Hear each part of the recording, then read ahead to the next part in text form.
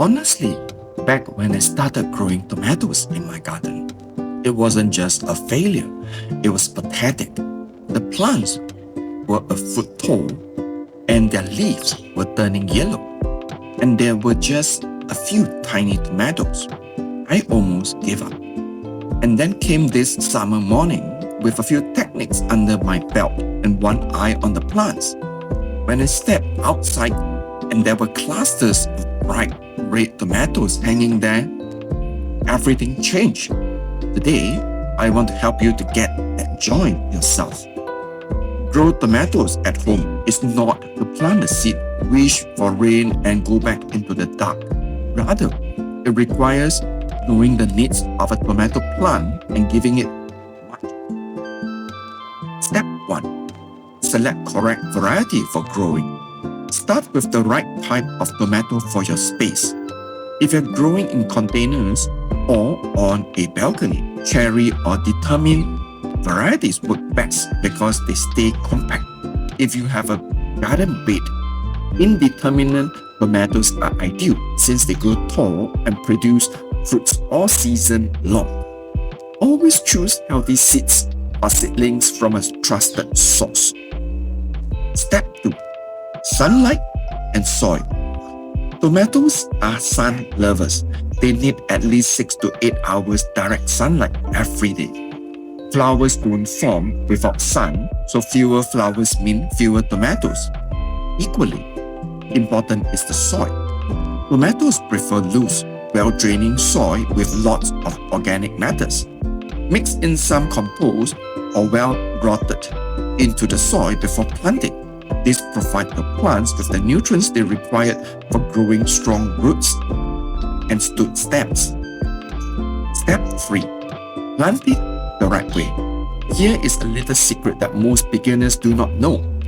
Plant your tomato seedlings deep. Strip off the lower leaves and plant the stem up to the first set of true leaves. Tomatoes root along this buried stem, which makes the plant all the stronger and bear far greater fruits. Space the plants well for airflow. Crowded ones invite diseases and share the burden of fruits production. Step 4. Watering and fertilizing schedule. Water deeply but do it consistently. Shadowed watering is the bane of tomato life.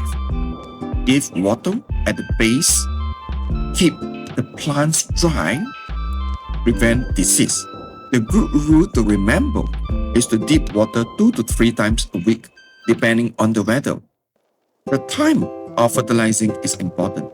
Use a fertilizer with a balanced ratio for the first stages and then switch to one rich in phosphorus and potassium as the flowers develop. Avoid nitrogen or at least limit to it. It will create a leafy plant that bears little fruits. Step 5.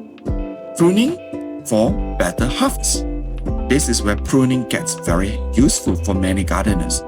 Pruning enables the plant to divert its energy into food production. Cut off little shoots called suckers that grow between the main stem and the branches.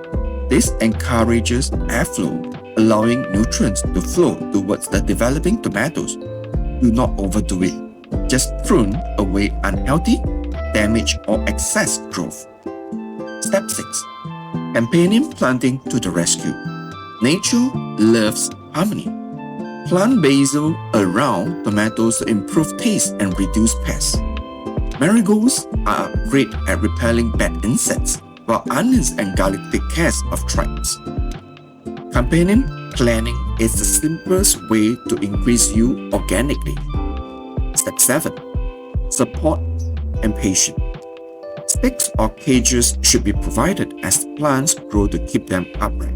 This will reduce disease and keep the plant and fruit clean.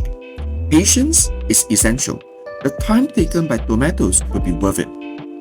The moment of harvest. There is nothing like picking that sun-warm tomato you grew yourself.